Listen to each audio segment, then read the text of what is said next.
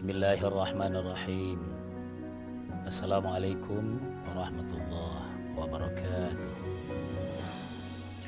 Alhamdulillahi rabbil alamin. Al-qail, a'udzu billahi minasyaitonir rajim. Bismillahirrahmanirrahim. Ar-rijalu qawwamuna 'alan nisa bima faddalallahu ba'dahum 'ala ba'din wa bima anfaqu min amwalihim. Fassalihatu qanitatun hafizatun lil ghaibi bima hafizallah ila akhiril ayah. Wassalatu wassalamu ala asyrafil anbiya'i wal mursalin wa ala alihi wa ashabihi ajma'in, amma ba'd. Pemirsa sekalian, kembali kita bersyukur pagi hari ini senantiasa sehat. Karunia Allah begitu melingkupi kehidupan kita. Dari yang kita sudah merasa butuh, bahkan yang belum kita minta kepada Allah, Allah sudah kasih, dianggap otomatis. Salawat dan salam atas junjungan kita Nabiullah Muhammad sallallahu alaihi wasallam. Pemirsa yang berbahagia, dalam agama kita itu, kita faham sumber hukum. Pertama yang pokok adalah Al-Quranul Karim. Yang kedua, penjelas dan sekaligus sumber hukum kedua adalah sunnah Nabi. Yang ketiga adalah ijma' dan qiyas. Ijma' dan qiyas itu merupakan ijtihad dari ulama yang muktabar. Agama Islam tidak menutup yang namanya ijtihad. Apa maksudnya? Karena kehidupan manusia itu harus tetap berpedoman pada hukum Allah dan sunnah Rasul, tapi ada perkembangan zaman. Harus ada ulama yang brilian, yang cerdas dan dipilih oleh Allah, bisa jadi mufti untuk menetapkan hukum-hukum perubahan di alam raya ini. Mukadimah saya pemirsa sekalian itu terkait dengan dalil-dalil agama yang kalau dilihat konteksnya hari ini harus ada ijtihad di dalamnya. Tema yang kita ambil pagi hari ini adalah seorang istri yang bekerja dan berpendapatan, apakah boleh suaminya menggunakan gajinya istri? Boleh enggak?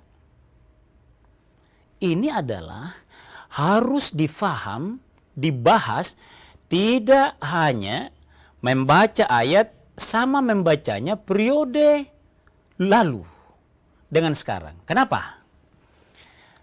Hukum Islam menegaskan begini, al-hukmu yaduru ma'al illati wujuban wa adaman. Kaidah lain, taghayyurul ahkami bitaghayyuril azminati wal amkani. Hukum, jadi ini yang membuka, silakan berijtihad ulama sedunia misalnya. Berijtihad untuk apa? Karena pola kehidupan manusia diciptakan oleh Allah ada hal yang berbeda. Saya kasih pengantar pemirsa. Ayat yang kita fahami itu adalah Ar-rijalu qawwamuna 'alan nisa'i. Umumnya laki-laki adalah pemimpin atas perempuan. Pemimpin apa? Ya menjadi pemimpin formil. Sekaligus wajib memberi nafkah. Artinya apa? Teks Nabi ini, teks ayat ini dan banyak dipraktekkan di zaman Nabi yang mengambil peran kerja untuk nafkah keluarga mayoritas laki-laki. Adakah kekuatan yang bisa merubah zaman sekarang ini bahwa gaji laki-laki atau ada perusahaan, ada instansi yang memaksa hanya laki-laki yang dominan? Ada kekuatan yang mau merubah itu? Faktanya dewasa ini tidak. Pertama ayatnya sendiri kan, kita kasih ketemu ayat ar-rijalu qawwamuna 'alan nisa'i bima faddalallahu ba'dahum 'ala ba'din wa bima anfaqu min amwalihim. Dia yang memberi nafkah dari hartanya. Tapi kan fassalihatu qanitatun hafizatun lil ghaibi bima hafizallah.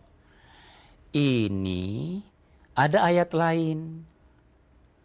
Man 'amila shalihan min dzakarin aw unsa wa huwa mu'minun. Barang siapa yang berbuat kebaikan. Apa itu kebaikan? Ya belajar. Sebelum keluarga anak-anak kita itu kan sama belajarnya laki-laki dan perempuan. Dunia juga membutuhkan keterampilan, kedisiplinan, ketelitian. Dan itu banyak di perempuan. Saya tidak mengurangi laki-laki, enggak. Bukan hanya besarnya pendapatan laki-laki harus kecil perempuan, enggak. Fakta. Disinilah pemirsa sekalian, tema ini kita angkat. Bagaimana kalau laki-laki bekerja, perempuan juga bekerja, jangan-jangan sama kemampuan gajinya. Bahkan malah lebih banyak pemirsa sekalian. Ini sudah bukan lagi cerita, fakta.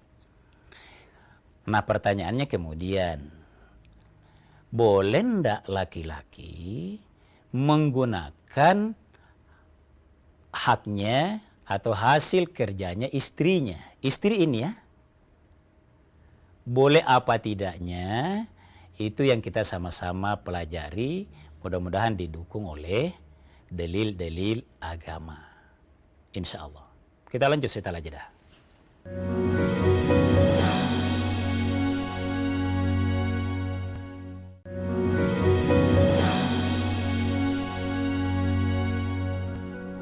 Pemirsa sekalian kaum muslimin yang berbahagia, jadi kalau perintah agama agar kita sakinah, mawaddah, warahmah, maka yang didahulukan adalah bagaimana saling merahmati dalam keluarga.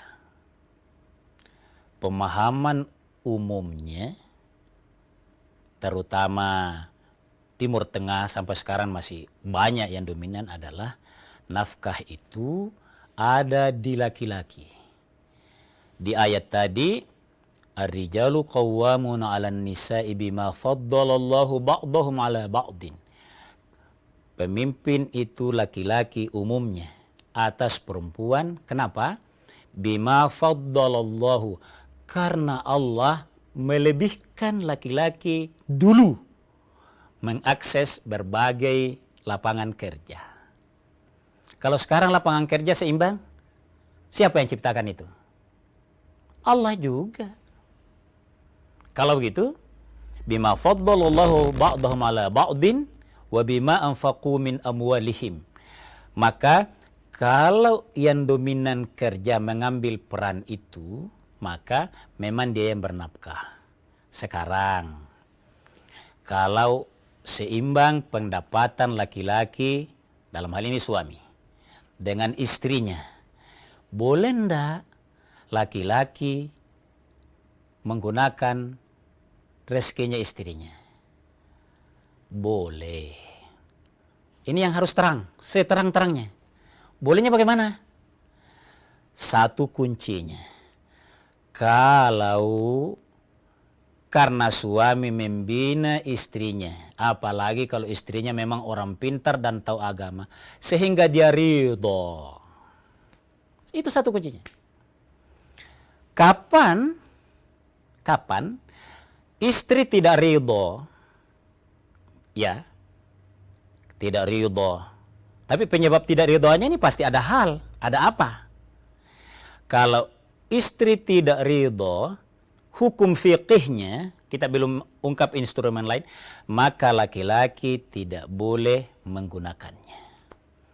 Berpendapatan 10 juta laki-laki, istrinya juga karena sama golongannya, sama kantornya bahkan misal ini, maka alhamdulillah istri bisa menyimpan, menabung gajinya yang dipakai belanja adalah suaminya, kerja suaminya. Mungkin ada yang bertanya, tapi bukan di pengadilan. Mau untuk apa gajinya istrinya? Ya tentu suami istri itu yang tahu. Selama kebaikan, maka harus ada yang kita dahulukan. Penyebab sama-sama ridho itu yang perlu ada. Karena kapan kita mempersoalkan, mau diapakan? Untuk apa bertanya? Insya Allah dia simpan untuk jaga-jaga. Makanya ada kan adigium yang begini. Gaji suami, berarti milik suami, sekaligus milik istri, dihabiskan oleh istri.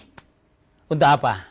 Untuk rumah tangga, biaya bensin, biaya rumah, biaya pendidikan anak. Itu dia. Banggakan laki-laki kalau begini. Ya Allah, ya Allah. Jangan jangan dulu pakai nama anunya istri. Jangan. Enak itu. Mudah-mudahan lebih ditambah rezeki Allah Subhanahu wa taala.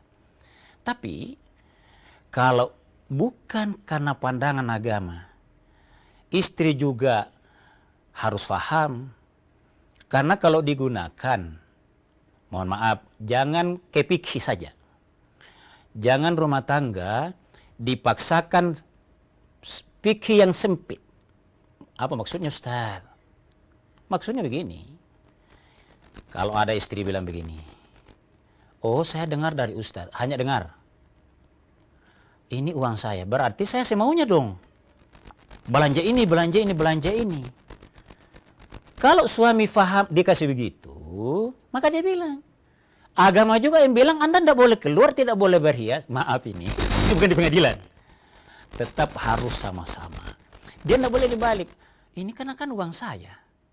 Berarti saya mau minta izin, berpakaian macam-macam, yang ini gurauan. Kapan berpakaian bagus? Kalau keluar. Di rumah, ya seadanya. Ini, makanya saya katakan mohon maaf, tidak mengabaikan fikih, tidak. Kalau kita bahas seperti ini, bukan dalam rangka berpatok pada fikih yang dibatasi itu. Apa maksudnya? Kalau ada begini, mungkin bertahannya keluarga itu tidak langgeng. Boleh jadi. Sama-sama. Ya saya tidak izinkan keluar. Bahkan kalau dia bilang tidak ridho, bahaya itu rumah tangga.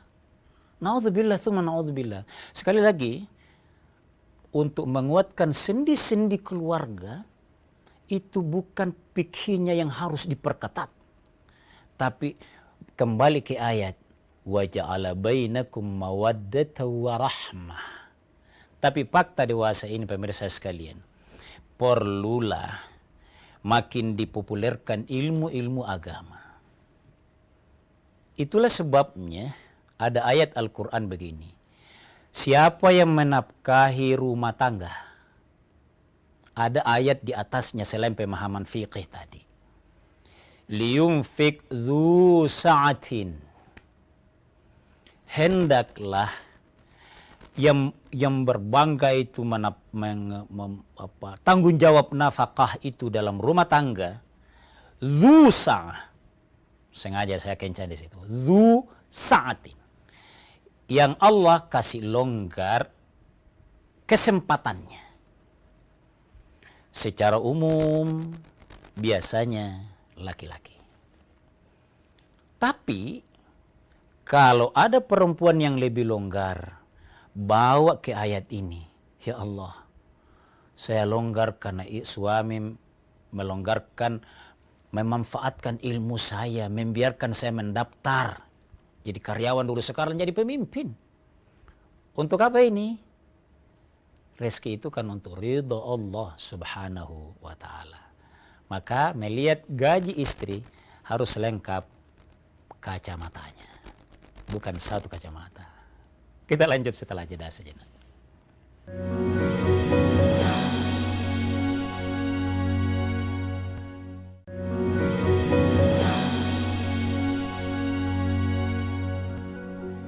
Pemirsa sekalian kaum muslimin yang dimuliakan oleh Allah Subhanahu wa taala, jadi kesempatan ini kita mencoba merespon perubahan struktur kehidupan kita, khususnya hasil pendidikan antara anak laki-laki kita dengan anak perempuan. Karena berbagai kehidupan itu masing-masing butuh keahlian. Baik yang laki-laki melayani laki-laki, silahkan. Perempuan melayani perempuan, akibatnya banyak profesi yang menjadi seimbang. Laki-laki yang sakit, agama menganjurkan tetap utamakan dokter yang menangani selama ada laki-laki yang tangani. Perempuan yang sakit, tetap utamakan perempuan. Tidak berarti bahwa kalau perempuan yang sakit tidak boleh laki-laki yang obati, dokter maksudnya. Tidak begitu. Pokoknya namanya sakit darurat. Tapi yang kita mau angkat adalah pada saat kerjaan perempuan itu suaminya bekerja, istrinya juga bekerja, maka gaji sang istri itu menjadi tabungan keluarga. Itu alhamdulillah, ini disyukuri luar biasa. Secara fikih menegaskan pendapatan suami yang menjadi wajib nafkah keluarga mudah-mudahan cukup berkah dari Allah. Gaji istri menjadi jaga-jaga, ditabung. Apalagi kalau memang dua-duanya memang belum cukup. Tapi ini yang perlu kita tegaskan fikihnya. Kalau kita mau pisah, gaji istri murni miliknya. Murni miliknya. Walaupun ada perjanjian waktu nikah dulu bahwa sama-sama kita belajar. Saya juga mau menghargai ilmu yang ada pada diri saya. Insya Allah mampu menjadi ibu rumah tangga. Insya Allah. Kalau dikaruniai anak, insya Allah saya bisa. Tapi saya tetap mau juga mengekspresikan ilmu ini. Suami ridho karena memang mau membangun rumah tangga sakinah, mawaddah, warahmah. Maka ada pengaturan seperti ini. Penghasilan istri murni miliknya. Mungkin ada yang bertanya, berarti bisa dong Ustaz dinafkahkan kepada yang lain, ke keluarga. Tetap miliknya sendiri, tapi apapun yang dilakukan harus tetap minta restu. Selama sama-sama niatnya baik, suami akan ridho. Ayah misalnya, ini ada rezeki, saya mau kasih kemenakan sana, sepupu 1 kali. Jangan dibilang kalau orang tuanya, jangan itu enggak masuk pertanyaan. Apalagi kalau orang tua, kita nikahi anaknya mertua kita itu, bapak kita itu sudah besar. Dia yang biayai pendidikannya, masa tidak dibiarkan menafkahi keluarganya? Itu juga harus. Jadi memang membincang seperti ini selalu harus lebih bijak dibanding paham fiqhinya. Nah, dengan demikian pemirsa sekalian, ini yang mengaktualisasikan ayat yang kita bacakan tadi. Liyunfiq dzu sa'atin, yang memberi nafkah itu yang longgar diutamakan. Kalau juga belum cukup gaji suami, maka istri bisa, kuncinya ridho. Kalau dia ridho, Nabi katakan, apabila seorang istri salat 5 waktu, puasa 5 waktu, lalu taat sama suaminya, karena dia minta izin tadi, maka akan disuruh masuk surga min ayyibabin syi'ti, bukan syi'ta. Perempuan yang seperti ini tetap hormat kepada suaminya, tahu bahwa saya memang berpenghasilan, bahkan mungkin lebih, tapi mulianya ini rezeki. Mulianya ini kalau saya minta izin, karena saya ini orang beragama. Berkahnya juga ini kalau saya minta izin. Jadi ini bukan untuk kita berkata, ya mau pergi enggak permisi. Mau mengatur jadwal sudah enggak minta izin. Terjebak kepada materi. Dia hanya melihat uang penghasilannya. Makanya kalau kita menyampaikan hal seperti ini itu harus tetap lebih mengutamakan nuansa bijaknya dalam agama. Wa man qudira alaihi rizquhu falyunfik mimma atahu Allah. Kalau lagi suami tidak qudira, tidak cukup, maka apa saja yang ada, hanya sekian, ya sampaikan ke istri. Ternyata tidak cukup. Tapi istri juga berterima kasih, ini sekian anak, semua butuh biaya. Dia sampaikan, Bunda, ini hanya ternyata sekian. Bagaimana pendapatmu ini? Haruskah saya berutang? Istrinya bilang, jangan khawatir, cukup. Allah kayak mudahkan rezeki ini. Senangnya keluarga kalau begitu. Ini akan berpindah kesenangan menjadi doa semuanya bagi anak-anak. Apa dampaknya? Anak-anak itu akan hormat kepada ibu dan bapaknya. Karena dia melihat kekompakan yang ada. Nah, tema ini pemirsa sekalian mudah-mudahan saja memberikan satu ketegasan bahwa kewajiban menafkahi keluarga tetap adalah suami. Itu berdasarkan ayat yang kita bacakan tadi. Tapi ayat juga yang menambahkan kalau zaman berubah, suami mengizinkan istrinya karena berilmu dan amanah, maka tetap murni penghasilannya itu miliknya istri.